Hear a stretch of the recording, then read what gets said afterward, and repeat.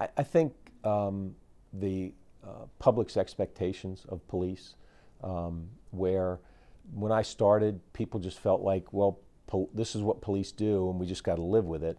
Today, people have much different and higher expectations of police, and the levels of accountability have increased tremendously as well. I think that's the biggest difference, and this is not a bad thing. I mean, I think it's the more accountability, more transparency is a good thing, but as long as folks understand that police officers can't always control the outcome of every situation. I've had a lot of best days on the job. When I go home, and whether it is a particular crime that we've solved, and I know that we've helped a victim out tremendously, or the day that we made an arrest in the sniper case, I remember just going home feeling really good about what we accomplished.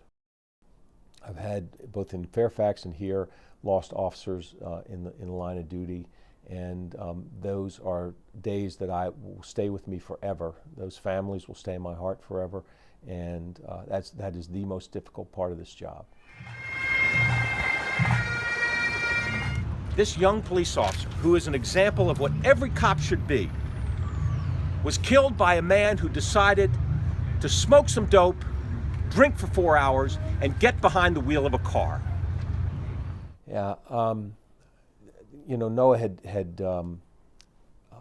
was in the hospital for the better part of a week, and there was this hope that he was going to be able to recover. And unfortunately, I think the doctors were very candid about his chances for survival, and but everybody was holding out for a miracle. And so when Noah passed, I had already developed a close relationship with his family and his parents. And on the day that he died, he had to go to the medical examiner up in Baltimore, and so we drove him by his station, the Wheaton station, and a bunch of us were standing there just to salute him as he drove by on his way to Baltimore. And I think that I got caught up in the emotion of all that, and when I ended up talking to the media immediately after the procession went by, I think I was still more emotional than I typically am, and I vented my anger and frustration about the drunk driving laws in the state, and I guess some good came out of that, and certainly Noah's death was not in vain. His parents would be the first ones to tell you that Noah is still impacting the safety of our community because of Noah's law passed, and we still got to make sure the judges are enforcing it, but it's making a difference, and so the work that Noah Leotta did he's still impacting public safety in Montgomery County. Be there, and when I say be there, it means be there for your cops, be there for the public, be responsive to elected officials, be responsive to the public, and care about what you're doing, because it's going to it will consume your life. Your life is not your own, and so you better like what you're doing and care about what you're doing.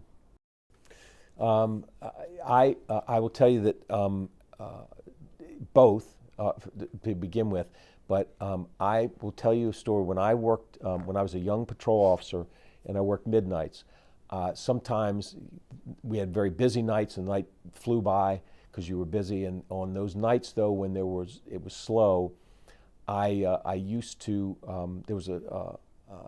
I had a 7-Eleven that would occasionally get robbed, and I would sit across the street in a very dark area waiting, just sort of, I'd be writing up reports, but I'd be watching that 7-Eleven and, 2, 3, 4 in the morning thinking, if somebody ever comes by and tries to rob it, I'm going to be right there and I'm going to catch them. And all it did is after about 30 minutes of sitting there watching the 7-Eleven, I just got a craving for a Coke and a little sleeve of donuts. And I will admit that most nights I did that. Now, I don't do that anymore, but I was a sucker for a donut, and it fulfilled every cliche that people had about cops. But back when you're 6'2" and you weigh 175 pounds, you can afford to eat donuts. I'm no longer 175 pounds, so